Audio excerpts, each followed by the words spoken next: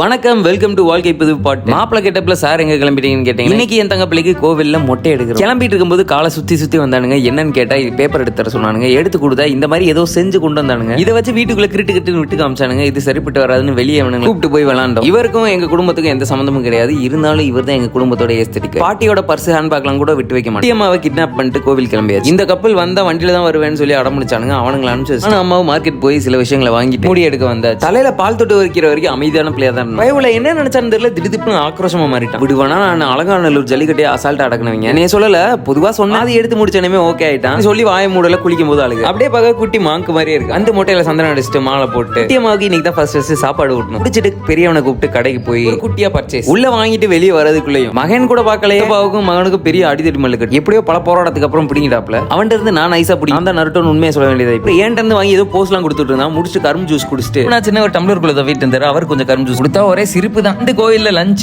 முடிச்சுட்டு கோவில்ல பூச்செறிதல் ஈவென்ட். அதுல நம்ம மொட்டை குட்டியும் குட்டியும் பூ எடுத்துட்டு வந்ததுல மேடம் செமட்டாயிடு. கோவிலுக்குள்ள பூ வச்சு பாத்திருக்கேன், பொட்டு வச்சு பாத்திருக்கேன். இப்பதான் நெல் பறிச்சு வச்சு பாக்குறேன். வீட்டுக்கு வந்து கண்டென்ட் எடுத்துட்டு ஒரு குட்டி தூக்கம் போட்டு எந்திரிச்சிட்டு நானும் என் மாப்பு குட்டியும் ஸ்நாக்ஸ் அவங்க கிளம்பி. கொஞ்சம் ஷை டைப், எந்த வீடியோக்கும் வர மாட்டார். வீடியோ எடுத்தோம்னா இந்த மாதிரி போய் ஒளிஞ்சுப்பாரு. ஆனா நாங்க அப்படி இல்ல, அப்படியே ஆப்போசிட். இங்க பாருங்க, என்னடா எல்லாம் நல்லா போயிட்டு இருக்கேன் போதே ஒரு சம்பவம். முடிச்சுட்டு கோயிலுக்கு வந்து சாமி எல்லாம் கும்பிட்டு முடிச்சுட்டு ஃபேமிலியோட ஒரு போட்டோ ஷூட் செஷன் முடிச்சுட்டு நைட்டு டின்னர். எல்லா வருஷமும் கூட ஒருத்தர் இருப்பாரு. ஆனா இப்ப போனுக்குள்ள வந்து வேடிக்கை பார்த்துட்டு இருக்காரு. நம்ம துபாய் தம்பியை கொஞ்ச நேரம் வெறுப்பேத்தி அவசரமா இழுத்துட்டு போய் காலில் விழுக வச்சாங்க. ஏன்னு கேட்டா வயசானவங்க எல்லாம் காலில் விழுந்து ஆசீர்வாதம். எல்லாரும் ஃபேஸையும் பாத்தீங்கன்னா ஈனு வருஷத்துல ஒரு நாள் ஹோல் ஃபேமிலியோட ரொம்ப சந்தோஷமா இன்னைக்கு டைப் ரொம்ப ஃபுல்ஃபில்லா முடிஞ்சுட்டா. By by.